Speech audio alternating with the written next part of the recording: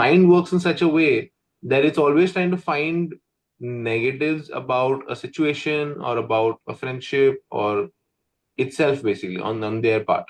So they might think, oh, I made a fool of myself 25 times in front of him. But when I ask you, you'll say, nah, maybe 3 or 4 times. That's about it. So people overestimate how much other people will remember. Okay, in Hindi we'll say वो apple खा रहा है, right? वो apple खा रहा है. Apple खा रहा है. Three words, right? But you cannot translate it from English, Hindi to English straight up. We cannot say he apple eats. Cannot do that. Good afternoon. To you, and how are you doing, sir? I'm good. Thank you for asking. What about you? I'm also doing well, thank you. Lovely. I think this is our first session together. Yeah, it is. Lovely. So, would you like me to introduce myself? Everyone knows you. Uh, I mean, I hope so, but I'm just asking if you would like to be a little bit more, like, in case there are any questions, basically. No, no, sir. I know about you. No need for Okay. introduction. You can skip this part. So, Lovely. Thank you so much. So, what would you like to talk about? as a English learner, like perspective, I have a couple of questions for you, which I would love to play in front of you. Mm-hmm. Yeah, go ahead. Okay. Like my first question is to you, like, how can anyone overcome the fear of being judged when they start speaking in English? Um, this has two different answers. One would be that just practice, right? The more you go through a situation or a problem, the more your mind realizes that it's not something you should be scared of. Okay. Give you an example. Somebody who's scared of dogs, or generally animals, dogs, cats. I've seen a lot of people, they sort of run away and they feel that fear, right? So one of the ways in which doctors or any sort of professional treats that fear is they expose them to that fear. They will get a very tiny puppy or a tiny kitten, and they will see if the person will react if the animal gets closer to them, right? And eventually, after a couple of days or a couple of weeks, slowly they'll get the animal closer to a point where they'll say, okay, I'm going to put this tiny harmless animal on your lap or on your hands, whatever you are comfortable with, right? So that exposure makes the person realize that, oh yeah, the animal is not trying to kill me, it's not trying to hurt me, so maybe it's fine, right? So what happens is when you do this for a long time, it really helps the person realize that the fear that I had of this thing is not that serious. Similarly, when you're initially starting off your journey, you feel that if I talk too much, or if I say the wrong thing, or if I don't say it with confidence, people will judge me, people will make fun of me, they'll think I'm uneducated, or they'll think I come from a weird family background, whatever your fears are, basically, right? The more you talk to people, preferably people who will not make fun of you, you need to find a safe space to do that, like with your friends, with your coworkers, with your family members, right? As long as you have conversations with them, you expose yourself to that fear. The more you do it, the more your brain's like, oh yeah, this is not that difficult. I was thinking the difficulty level is on 90, but it's actually 10 or 20. Your brain calibrates to that information. So just practice, find ways to expose yourself to your fears, not just spoken English, anything in life. A lot of people are scared of starting a business, but they can sort of do something where they don't have to invest a lot of money. They can find something just to get that experience of having a business, of trying to find clients, of sorry, trying to hire the right people, you know. So exposure therapy, that's what it's called, by the way. Okay, so wonderful actually. And it's like it's a reality because before starting, like if I talk about my personal journey, so before starting a YouTube channel as well, Like I had this kind of thoughts in my mind always, like was wondering, like if I speak something wrong, people would mock at me and they are going to make a fun of me. But that's not the reality in like when we, go. And people are really supportive yeah, throughout the journey. They know you are learning some like different language, which is not our mother tongue. So like whatever the advice you have given, that's true. Yeah, whenever I'm talking to somebody, the first thing I tell them is, do you remember all the mistakes your friend made? Your friends, they make a fool of themselves, they'll say the wrong thing. In the moment, we laugh, but we don't mean to laugh in a demeaning way. It's just a moment, it's a funny moment, so we do it. But in the long term, nobody remembers your mistakes, right? If I ask you today, your five best friends, right? Name the 10 most embarrassing things they did. You can come up with one or two things because those are really like funny or you guys really bonded on that moment. And. But other than that, you won't really remember. But if I ask that person that, hey, when was the last time you made a fool of yourself in front of Mahima? And they'll be like, oh yeah, 100 times here, this. Because the mind works in such a way that it's always trying to find negatives about a situation or about a friendship or itself, basically, on their part. So they might think, oh, I made a fool of myself 25 times in front of Mahima. But when I ask you, you'll say, nah, maybe 3 or 4 times. That's about it. So people overestimate how much other people will remember bad things about them. Nobody cares. Everybody has their own problems. So just make mistakes and enjoy and sort of grow. Don't hamper your growth because you're scared of other people remembering your mistakes or judging you. It doesn't matter. At the end of the day, when you're in trouble, when you're having a crisis, very rarely those people who are making fun of you will help you. Yeah. Right. So just do your thing. Don't let it hamper your growth. Correct. Like that's what I tell to others. Like they always afraid of like if I speak something wrong, people they are like this kind of I can say obstacles like comes in their way and they're stopping them to speak in English. Mhm. So that's why I ask you these questions. And my another question is to you: what is the best way to stop translating from like our mother tongue to English in our mind while speaking? See, this is a very big debate, because India is I think it's one of the only countries that has like over 600 languages, right? So the problem with giving advice on such a generic topic, something that has to be very general that applies to everybody, is very difficult because the language systems are very different. I'll give you an example. Hindi and Urdu are different because Hindi you can write normally and Urdu you have to write ulta, right? So similarly, every language has its own quirks, its own specialties, its own way or system of functioning. But if I give you, like, if I tell you, don't say, um, okay, in Hindi we'll say वो apple खा रहा है, right? वो apple खा रहा है, apple खा रहा है. Three words, right? But you cannot translate it from English, Hindi to English straight up. We cannot say he apple eats. Cannot do that. It doesn't make sense. Like the systems are different. So you have to think about what you want to say. You have to start the sentence from scratch. Firstly, translating is very common. That's what we do, right? We even if we have to go to a different country, you have to speak French, Vietnamese, Chinese, whatever you want to speak.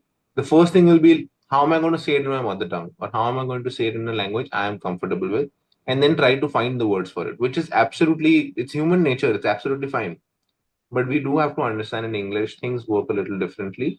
You have to start forming the sentences from scratch. So then you have to say, "वो apple खा रहा है." He is eating an apple, or he's having his lunch, or whatever you want to say, right? So a lot of times my learners will come up to me and say, "I can't find the right word," and I tell them, "You don't need to find the right word. Whatever words you know are enough to have a very basic conversation or very intermediate level conversation. just change up the way what you're saying. So instead of saying wo apple kha raha hai, he eats apples, right? I don't think there's a word you won't know, but another way to say that is he has an apple, or he uh, every day he has an apple for lunch, right? So you can change the way you're saying things if it makes you more comfortable. But this is something that will only go through practice, by watching native speakers or people who are good at English, right? But the second point is very easy because you can watch anything anywhere. Now you have Amazon Prime, Netflix, Hotstar, you have YouTube. YouTube is the freest thing ever. Like there are so many shows, there are so many movies on YouTube. There are so many YouTube channels that not only help you observe and shadow native speakers, but also you're learning something while you're doing that, right? So you could watch, like I watch the weirdest YouTube channels. Like I have this channel that I watch where this person animates the history of the world. He talks about, like, in every episode. In the first episode, he'll talk about World War I, why it started, what happened during the war, which countries did, like, what major events. He covers the major events in that sort of time period. Then he'll talk about World War II. He'll talk about how India's freedom fight, like the journey of India's freedom fight. So he does all these things in a very interesting manner where he animates it. So for me, it's very engaging. Same thing if I was reading in a book, I would trust me, I would read one page and I would go to sleep. So Right. I'm very happy that these things are happening. People are evolving how education works. So I highly recommend everybody to go check out their interests. If you like golf, go find some channel that does something with golf. If you like cooking, there are 100 cooking shows and channels on YouTube. So watch how these people are talking. Try to visualize what they are saying. If you're at a very basic level, it can be difficult because they're fully in YouTuber mode. They'll talk about, "Hey guys, welcome to my channel. Today we're going to challenge ourselves by doing this." And I can understand it can be overwhelming, but trust me, if you expose yourself to that sort of language, that comfort, that slang culture as well, a little bit, right? You'll feel a lot more confident when you're in real life talking to people and they're using such language, because then you'll be like, okay, this is not that scary. Because I've heard that person say it on that YouTube channel for like the last 2, 3 months. Because if I just straight up send a new English speaker to an American, uh, somewhere basically where he can talk to an American, he might freak out a little bit. He's like, what is that guy saying? Why is he saying it like that? So again, expose yourself to these good resources, and there are only good things that can happen. May I know that channel name, sir, like which you were talking about? Yeah, it's I think it's History Explained. Wait, let me just.